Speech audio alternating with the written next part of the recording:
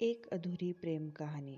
एक बार की बात है, मैं अनुज अपने घर से बाजार की ओर जा रहा था। मेरे घर से बाजार तक जाने के रास्ते में काफ़ी सुनसान रास्ता पड़ता था।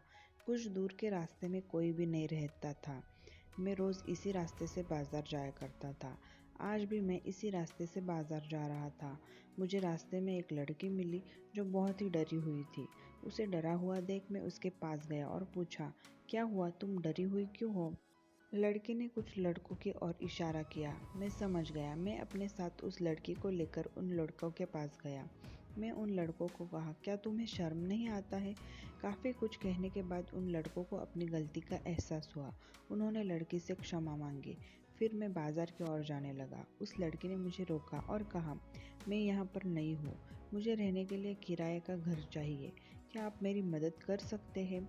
मैंने कहा, ठीक है, मेरे घर में एक कमरा खाली था, आप मेरे घर चलिए, अगर आपको पसंद हो तो आप उसमें रह सकती है, अगर आपको पसंद ना आए तो मैं आपको दूसरा घर भी दिखा सकता हूँ। अब वह लड़की और मैं घर की ओर चल पड़े। रास्ते में कुछ भी बोल नहीं पा रहा था। मैंने बोलना चाह रहा था लेकिन नहीं बोल पा रहा था। फिर उससे पूछा, आपका नाम क्या है? मैंने कहा, मैं अनुज। और आपका नाम? उसने कहा, काव्या। मैंने बोला, काफ़ी अच्छा नाम है। अब तक हम घर पर आ गए थे।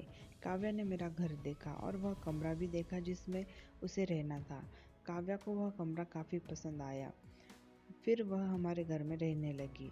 मैं उसे जब भी देखता था तो मेरे मन में अजीब सी हलचल होती थी। पता नहीं उसके मन में होती थी या नहीं। एक दिन मैं और काव्या घूमने जा रहे थे। मैंने सोच लिया था कि आज मैं काव्या को अपने मन की बात कहूँगा। हम अपने घर से बहुत दूर एक सड़क पर थे।